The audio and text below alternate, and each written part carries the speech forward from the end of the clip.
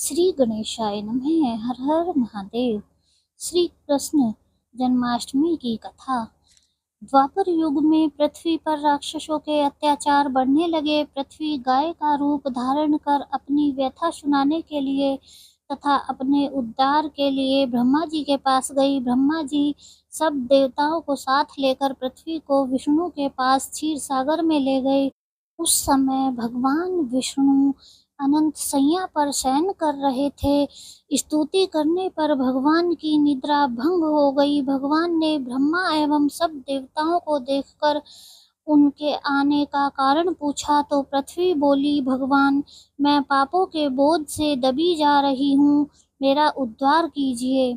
यह सुनकर विष्णु बोले, मैं ब्रजमंडल में वसुदेव की पत्नी देवकी के गर्भ से जन्म लूंगा। तुम सब देवतागण ब्रज भूमि में जाकर यादव वंश में अपना शरीर धारण करो। इतना कहकर भगवान अंतर्ध्यान हो गए। इसके पश्चात देवता ब्रजमंडल में आकर यदुकुल में नंद, यशोदा तथा गोप गोपियों के रूप में पैदा हुए। द्वापर युग के अंत में मथुरा में उग्रसेन राजा राज्य करते थे। उग्रसेन के पुत्र का नाम कंस था। कंस ने उग्रसेन को बलपूर्वक सिंहासन से उतारकर जेल में डाल दिया और स्वयं राजा बन गया। कंस की बहन देवकी का विवाह यादव कुल में वसुदेव के साथ निश्चित हो गया। जब कंस देवकी को विदा करने के लिए रथ के साथ जा रहा था तो आकाशवाणी हुई कि हे कंस, जिस देवकी को तू बड़े प्रेम के साथ विदा कर रहा है उसका 8वां पुत्र तेरा संहार करेगा। आकाशवाणी की बात सुनकर कंस क्रोध में भरकर देवकी को मारने को तैयार हो गया। उसने सोचा, न देवकी रहेगी न उसका पुत्र होगा। वसुदेव जी ने कंस को समझाया कि तुम्हें देवकी से तो कोई भय नहीं है, देवकी की 8वीं संतान से तुम्हें भय है, इसलिए मैं इसकी 8वीं संतान को तुम्हें सौंप दूंगा। तुम्हारी समझ में जो आए उसके साथ वैसा ही व्यवहार करना। कंस ने वसुदेव जी की बात स्वीकार कर ली और वसुदेव और देवकी को कारागार में बंद कर दिया। तत्काल नारद जी वहां आ पहुँचे और कंस से बोले कि यह कैसे पता चलेगा कि 8वां गर्भ कौन सा होगा, गिनती प्रथम से या अंतिम गर्भ से शुरू होगी। कंस ने नारद जी के परामर्श पर देवकी के गर्भ से उत्पन्न होने वाले समस्त बालकों को मारने का निश्चय कर लिया। इस प्रकार एक एक करके कंस ने देवकी के 7 बालकों को निर्दयता पूर्वक मार डाला।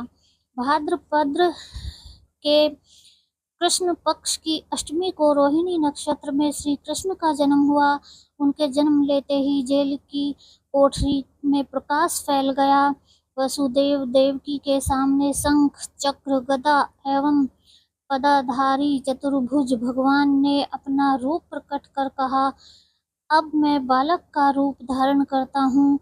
तुम मुझे तत्काल गोकुल में नंद के यहाँ पहुँचा दो और उनकी अभी अभी जन्मी कन्या को लाकर कंस को सौंप दो। तत्काल वासुदेव जी की हथकड़ियां खुल गई, दरवाजे अपने आप खुल गए, पहरेदार सो गए। वासुदेव श्री कृष्ण को सूप में रखकर गोकुल को चल दिए। रास्ते में यमुना श्री कृष्ण के चरणों को स्पर्श करने के लिए बढ़ने लगी। भगवान ने अपने पैर लटका दिए। चरण छूने के बाद यमुना घट गई। वासुदेव यमुना को पार कर गोकुल में नंद के यहाँ गए। बालक कृष्ण को यशोदा की बगल में सुलाकर कन्या को लेकर वापस कंस के कारागार में आ गए। जेल के दरवाजे पूर्ववत बंद हो गए। वासुदेव जी के हाथों में हथकड़ियां पड़ गई। पहरेदार जाग गए। कन्या के रोने पर कंस को खबर दी गई। कंस ने कारागार में आकर कन्या को लेकर पत्थर पर पटक कर मारना चाहा, परंतु वह कंस के हाथ से छूटकर आकाश में उड़ गई और देवी का रूप धारण कर बोली, हे कंस, मुझे मारने से क्या लाभ है? तेरा शत्रु तो गोकुल में पहुंच चुका है। यह दृश्य देखकर कंस हतप्रभ और व्याकुल हो गया।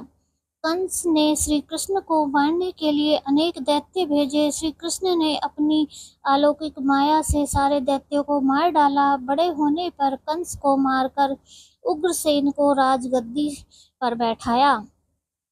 श्री कृष्ण की पुण्य जन्म तिथि को तभी से सारे देश में बड़े हर्षोल्लास से मनाया जाता है। जय हो श्री कृष्ण जी की।